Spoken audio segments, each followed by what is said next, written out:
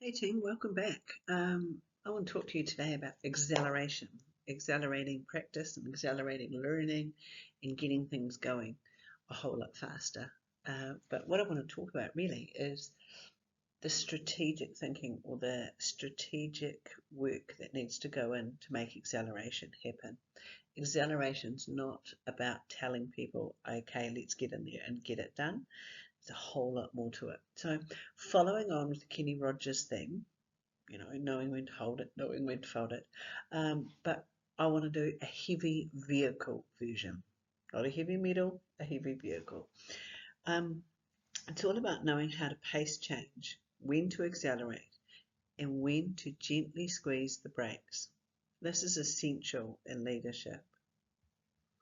Leadership is like driving a heavy vehicle as opposed to driving a car. Now think about it. In a car, you can sit there solo, nip around the corners, dive in and out of places. But a heavy vehicle, on the other hand, takes strategy all around. Loading the vehicle, whether it is with freight or people, means balancing out the load. It takes a lot longer to get everyone on board, and then everyone wants an itinerary and to know where you are going. And then once the journey begins, there are those who sit at the front and those who need to sit at the back. And you need to stop a little more often to meet personal needs. And then the vehicle ultimately travels a whole lot slower and the journey takes a whole lot longer. Because of course, not only are you dealing with all of that, you've got speed limits. The speed limits for heavy vehicles are slower and you have to approach corners and bumps more cautiously, and you can't brake quickly without the threat of the vehicle rolling over.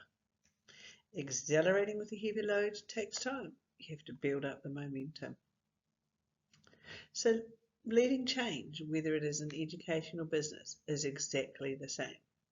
The smaller you are, the more agile you can be. You can flex quickly and adapt with ease. The bigger you are, the more people power you have to share in roles and responsibilities. But then there are more people to consider, more ideas to hear, and more opinions. The strategy needed to bring about changes or to accelerate learning needs careful planning. And if the foundations have been laid and the basics are there, i.e. you've put in the processes and invested time in training and pedagogy, then the ability to accelerate is greater. You have less of the hill to climb. You haven't put the foundations in though, on the other hand. You can accelerate, but it's like working on a tank of gas with the orange light on. You can go, but you won't last for long. Acceleration is actually a long haul game. And knowing the long haul game was something that my nephew taught me. He said to his friends about me, whatever you do, don't try to run away from my auntie. You might be fast, but she can run for a really long time. Play the long game. With big teams and high stakes, the best gains do come over time. They are strategically planned and incremental, coming from those solid foundations.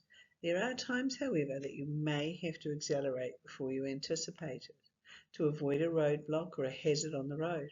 It would be dangerous not to look up and to watch for the trees that fall across the road or the cars changing lane without indicating. And it often takes a short burst to get back into the next safety zone. Whether the motivation to accelerate comes from data, from a line manager, from a marketing or community need, leaders must think strategically. Pause, think, plan, engage. Not quite a rugby scrum, but the same idea. Set up for the scrum before you make the hits. Firstly, do you have a culture that will respond to the call to accelerate? Do they know how? Have they got the drive and the grit to do this? Do you? Once you've sorted that part out, then consider, what do we need to achieve?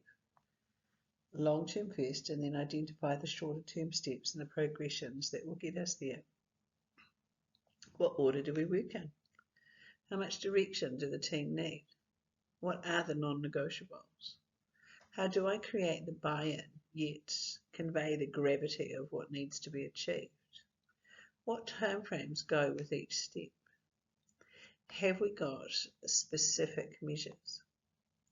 How do we hold people accountable, create check-ins, yet allow people to keep their autonomy? What are the directives and where can people flex? What boundaries do they need? And then how do we communicate all of this? Another one to carefully consider is what role does each person play in the acceleration project, including me? My work has to go beyond putting out the message and passing judgment and looking for accountability. A leader jumps into the trenches, shoulder to shoulder. A leader builds the team. But remember to try to avoid the trap of taking control. No one likes a micromanager. If you've delegated, you've got to let that happen. Even if in acceleration mode, you want to empower. Acceleration points are essential. Cruising along might save you gas. You will get there eventually, but sometimes time doesn't allow for this, or other pressing needs mean you do have to go faster. It's about knowing why and then when to accelerate, having real clarity about the journey and carefully planning how. Accelerating and surviving the passing lane is about awareness and strategy.